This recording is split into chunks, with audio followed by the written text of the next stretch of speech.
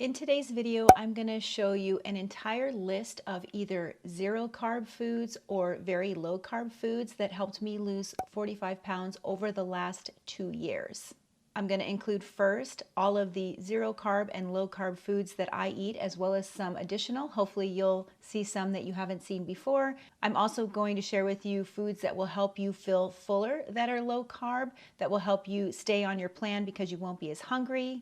And then I'm going to share with you some of my guilty pleasures that have helped me stay on this weight loss plan. They're basically going to be substitutes or swaps for other high carb foods that we tend to like to eat, but having those substitutes makes it easier to stay on your plan and lose weight quickly. My name is Suzanne, and if you're new here, about 2 years ago, I was at 175 pounds at 5 foot 2 inches.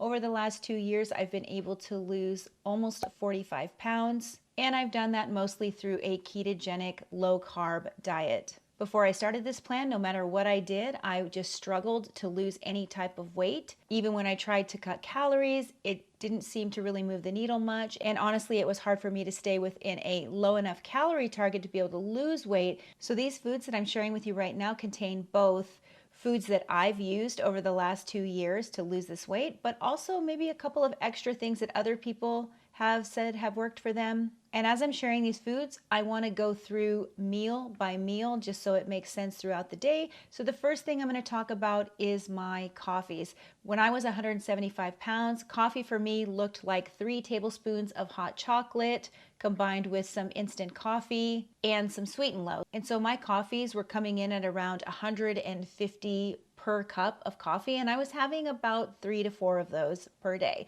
So you could see how that would definitely be adding up the calories and why I was the weight that I was. So what I had to do was I had to figure out a way to make my coffees more skinny coffees because I didn't want to just go without those. And so now what I do is, first of all, over the last 2 years, I have slowly used less and less hot chocolate within my coffees. I actually don't use hot chocolate in my coffee at all anymore. I've been able to find a couple of ingredients that are low sugar, low calorie, that actually satisfy me just as much as the old coffees have, especially as I've gotten used to drinking my coffee this way. So first of all, I use this skinny syrup, these skinny mixes, and I get this at either Smith's or Albertsons if you have one local to you, but usually grocery stores will have some form of this. So if they don't have this one in particular, maybe just look up at your grocery store something similar. This one is salted caramel, and it has 0 sugar, 0 calories. This gives my coffee a nice, sweet, caramely taste.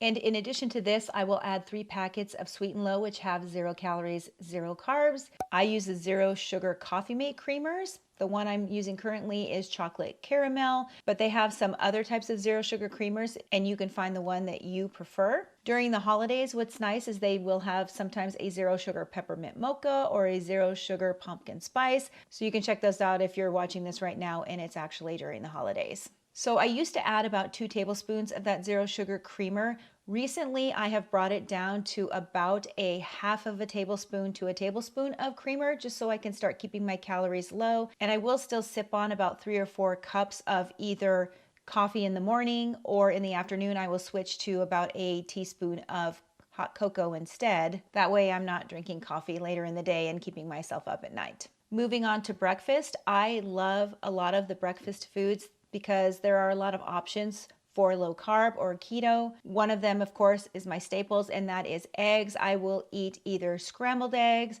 hard-boiled eggs. I will also eat egg whites if I'm trying to get my protein sources up.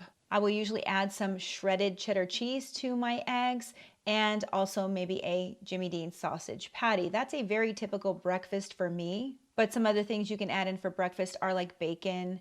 You can have some regular sausage if you prefer that. Sometimes I will put a little bit of avocado or guacamole, which tends to be lower carb. And those are pretty much the foods that I eat for breakfast every single day. Moving on to lunch, I'll have either a hamburger patty or I'll have some skinless chicken thigh. I prefer not to eat skinless chicken breast. It's a little too dry for me, but if you prefer chicken breast or you're trying to get your protein up and keep your calories down, that's a great option. I will usually eat my chicken breast with either a side of broccoli with a little bit of udo's oil on it. You could use butter instead if you'd like, but if you don't like beef or chicken and you prefer, say, fish or seafood, you can have those things as well. Those are very low to zero carb foods. And if you're not a person that abstains from deli meats, I personally eat deli meats. Deli meats are also a good source of high protein and lower carbs.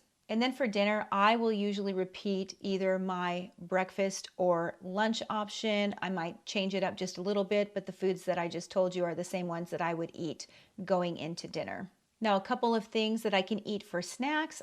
Basically, any type of cheese is typically zero carbs or maybe one carb total. So cheese is always a good option. One snack that I had that I really loved was taking a Baby Bell cheese, wrapping it up in bacon, and basically turning it into a like cheese popper. I guess that's the name I gave for it, but it's really super yummy and really easy to make. I just heat it up in the microwave for about 5 to 10 seconds. It melts the cheese, and those are a really great appetizer or snack. Now, back in September, I lost 10 pounds in 3 weeks, and one of the reasons I was able to do that was because I started to cut my calories down a little bit. So one of the things I had to do was figure out how I could be more full from the foods that I was eating so that I wasn't getting so hungry and then jumping off the plan. The main way that I did that was I started increasing my vegetables. Vegetables are extremely low carb. They are not a no carb food, but because of the fiber in them, it's basically, in my opinion, impossible to gain weight from eating just vegetables. Now, you do have to be careful. Some of the vegetables you can eat are mushrooms, tomatoes, cucumbers, salad, a little bit of olives. Not sure if that's a vegetable. But definitely you're going to want to avoid things like corn and peas or the starchy vegetables. And that's because those tend to be higher in carbs and higher in calories overall. So I mentioned before that for my lunch meal, when I'm trying to lose a little bit of weight, I will have a chicken with some salad and a lot of veggies. And then also what I will do is have just a tiny bit of mayo with my salad, probably about a tablespoon. That keeps my fat really low, keeps my calories pretty low. And then I just mix that all in with a little bit of olives added in. And it's very delicious. It's very filling, and it would always help me get to my next meal. And every once in a while, of course, I always want a little bit of a snack, but a lot of the snack foods out there are very high in carbs. Things like chips, cakes, cookies, chocolate, all of the C words. And so I had to come up with a list that were either zero carb or low carb snack foods that I could substitute out for those, making it easier for me to continue my weight loss plan. So the first substitute I made was for chips, and I now get these pork rinds. These are the Mac pork rinds. This particular flavor is the barbecue flavor. You can find these at Walmart. These literally have less than 1 gram of carbohydrates per serving and 7 grams of protein. So great alternative to any kind of chip. And to be honest, I can't even really eat real chips anymore because these are so flavorful that going back to the other chips just tastes strange to me. So this is always what I eat. They do have other flavors that you can find in the stores, either with the Mac brand or with other brands, but basically look for pork rinds. They're a great source of protein, and they're really good at fulfilling that craving for something crunchy and salty. The second snack I eat a lot of are these roasted and salted pecans. These are also at Walmart. Don't get the honey roasted pecans because those do have sugar and higher carbs in them, but pecans actually have 4 grams of total carbs, but 3 grams of that is fiber, so it's 1 gram of net carb. Typically, I count total carbs. I try to stick around 20 grams per day. And so this is great for a little snack. You don't want to eat too many pecans or nuts because the calories do add up quickly. 1 ounce or a 1/4 cup is 200 calories, so it adds up very quickly, especially if you're following a very low calorie diet. There's also a little bit of protein in here, 3 grams of protein. So I usually try to stick to about an 1/8 of a cup, max 1/4 of a cup. When I need a little chocolate, I get this Lily Sea Salt Extra Dark Chocolate bar. It is no sugar added. The way that I will eat this chocolate is definitely in moderation. I'm always keeping in mind how many calories I can eat during the day and also counting any carbs that I eat from this because this is not a no carb food. It is a low carb food if you eat it in moderation. So for example, in one row here, there are 5 little bars. One of those little chocolate squares is 1 gram of total carbs, half of a gram of net carbs. Similar to the nuts, you do want to be careful how much of this you eat, and if you find that it's triggering you to overeat on your calories, then you may need to do what I do every once in a while, which is get it out of the house. At least for a while, until you feel like you're back in control again. Sometimes I can eat this, but if I'm experiencing a lot of stress in life, I tend to go to this and eat more than I want to or that I should. Now, there are some other options of chocolate out there. For instance, Chalk Zero has different chocolates that you can eat as well. My husband really likes the Chalk Zero. They weren't my preference, so I ate the Lily. So it just depends on what you like. You always want to make sure you're choosing foods on your weight loss plan that are things you actually want to eat and that you actually enjoy. Otherwise, you're going to just end up going and eating the other things you really want to eat anyway, and then you're going to be overeating, and that just blows the whole point. Some of the other snacks that you can eat that I've had in the past that are pretty good is Chomps jerky, or any kind of beef jerky or sausage, as long as it's low sugar. You do have to check the label, and I always check the carbs on those just to make sure they haven't added any extra sugar into those foods. Another alternative to chips, in addition to the pork rinds, are Parmesan crisps.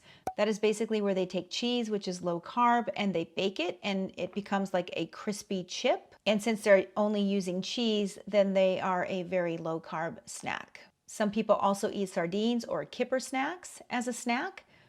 Pickles are 0 carb, 0 calorie. You just have to be careful not to get the ones where they add sugar to them. Sugar-free Jell-O is 0 carb. And whipped cream is actually very low carb. So my husband likes to have the 0 carb Jell-O, and then he'll put a little bit of whipped cream on that. That makes a really sweet treat for him that he really enjoys. That is my list of 0 carb or low carb foods that will help you get started on a low carb eating plan like I've been on for the last 2 years.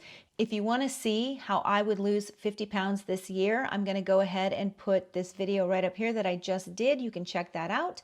Otherwise, I wish you the best of luck on your weight loss journey, and I'll see you in the next video.